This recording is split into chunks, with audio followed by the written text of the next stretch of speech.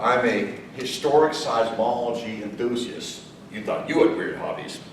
Today I'd like to talk to you about great earthquakes of old New England.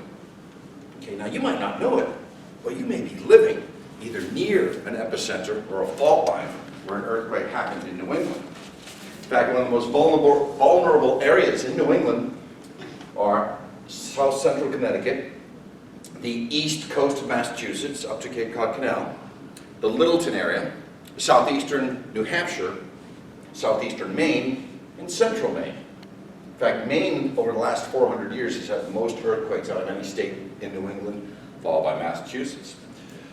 What's an earthquake? It's stored energy. When two tectonic plates in the Earth's crust move, they release it, and it's an earthquake. What causes it? Well, that's a natural movement on stress on the two plates, or it can be induced by natural phenomena like landslides, artificial phenomena like nuclear weapons tests, mining, drilling perhaps. I'll circle back to that at the end. How do you measure an earthquake? Something known as the Richter scale. A single number used to quantify the measurement of an earthquake as it's output by a seismometer, an instrument used to measure that. And each increasing number is amplified by 10x. So for instance, Indonesia, Boxing Day, 9.0. The Toshoy earthquake, you guys know it as Fukushima, 2011, was an 8.5 to 9.0, 904 shocks and aftershocks. Nepal, recently, 7.8. Washington, D.C., in 2011, 5.4, cracked the monument. And then, New England, September 2012, 4.0, we will rebuild. How many felt that? How many people felt that? Do you remember that, September 2012? Did anybody feel that? Raise your hand, please. Okay, so you felt it. Now, back when I was on Facebook, and by the way, I'm only down to 5 friends, my wife, my lawyer, my agent, and my bodyguard, I guess. So when I felt it, Facebook blew up. And I was on the driveway at that time, bringing out the trash with a noisy barrel on the cell phone. I didn't feel it, but the people downstairs felt it. So, who's to say? I do remember sitting in a classroom in college in the 80s feeling one in Norwood, Massachusetts. But earthquakes, there were some recently in New Hampshire. The earthquakes of yesterday, that I'm going to talk about, will be the same earthquakes that happen today or tomorrow. They'll happen in the relatively same places, the same faults. So I told you what earthquakes are. I'm going to tell you about some great earthquakes, and then we'll wrap up with future earthquakes. First of all, the first earthquake that we have in recorded Anglo-Saxon history, Roger Williams.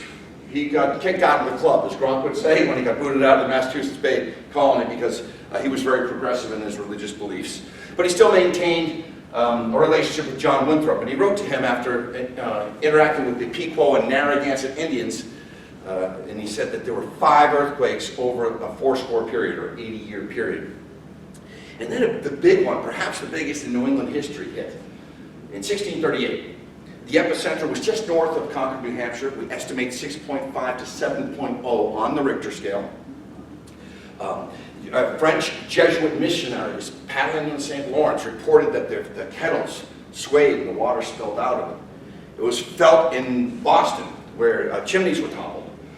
It was recorded by Winthrop. William Bradford in Plymouth said that they were having a meeting and it swayed to and fro. In Newburyport, they recorded it, and they always measured time since the Great Earthquake. Then in 1653, another earthquake hit. A man by the name of Peter Bulkley wrote this dreadful poem in 17th century prose. I'm not going to lay on you, but Cotton Mather recorded it and sold it. I think if Cotton Mather were around today, I would have hung out with him. Number one, because of his pious beliefs and his interest in science, but also he was rocking this hairdo, this big frizzy rock star hairdo down to here that I walked around in the 1990s with. As my wife said, you either have no mirrors or too many, I can't decide. So, but Mather recorded it and sold it. And then in 1663, perhaps one of the biggest that ever hit Boston, shook buildings, cracked chimneys. Earthquake took place in 1697, felt in Quincy with a 3.0 in Brockton. And then the big Cape Ann earthquake started setting in. 1727, Littleton. Quick story is some little girls accused this woman, mother of 13 children, very pale, sick, her husband had passed away, accused her of witchcraft, akin to the first American actresses, as I call them, in Salem in 1692. And they said that she could make the ground shake. Well, in November of 1727, when they made this accusation, the ground did shake, so they were half right. There was an earthquake in Littleton, which is a fault area. The epicenter was located off of Cape Ann. 1744, it's a 4.0, we think, that shook the Cape Ann area. In 1755, in fact, the 1755 earthquake, fishermen at sea about 150 miles out felt waves. They saw waves go by. Dead fish pushed up. There was almost a mini tsunami because the tide went lower than it had been measured in recent memory. And then in 1768, coming around the bend here, something known as the Harvard earthquake riot. Two guys, Jonathan White and John Hunt, were put up to it by his classmate, Peter Oliver, all of Harvard, ran down the streets yelling, "Earthquake! Earthquake!" And they rapped on the headmaster's door, Mr. Eustace, banged on his door. Mr. Eustace came out and they threw a handful of gravel into his face. They were suspended. Now I can remember back in my childhood, we played Nerf football on Mr. Vassell's lawn, and we'd ring and run. We wouldn't throw gravel in his face, we'd run with our football. "You don't bend to the grass, no play football on my lawn." So I can understand that, but throwing gravel in somebody's face is known as the Great Harvard Earthquake riot. And then finally, just the New Madrid seismic event. Hit in 1811, 1812, just prior to the commencement of the War of 1812. It altered the course of the Mississippi. There's been, folklore says that it cracked the sidewalks in Washington, D.C. There were no sidewalks in Washington, D.C. to crack at that time. Also, the church bells rang in Boston, and church bells did not ring in Boston. There's no record of that. So just bringing it full force, what could happen today? Well, as I specified, those seismological areas are dormant for the time being. They could become active. But 3,000 miles to the east, there's an island off the Canaries called La Palma. And if that volcanic cone ever slid into the ocean, it would send a 100-foot wall of water across the Atlantic in about 5.5 hours and make Worcester, Massachusetts a beachfront community. And the other possibility, of course, is that a near-Earth asteroid could splash into the ocean. And at that point, it's an ELA, extinction level event, so we don't have to worry about that.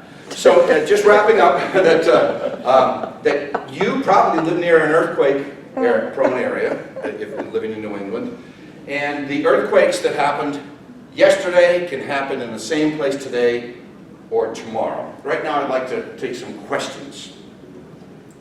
Yes, Cotton Mather, you asked about Cotton Mather's hair. Well, from the woodcuts that I've seen, it almost looks like Roger Daltrey or Robert Plant from Led Zeppelin.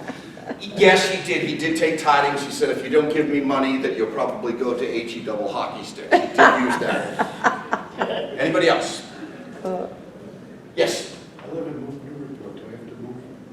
I was thinking this. No, you don't. But real estate prices are high, brother. Think about that. I didn't hear the question. He said he lives in Newburyport. Do I have to move?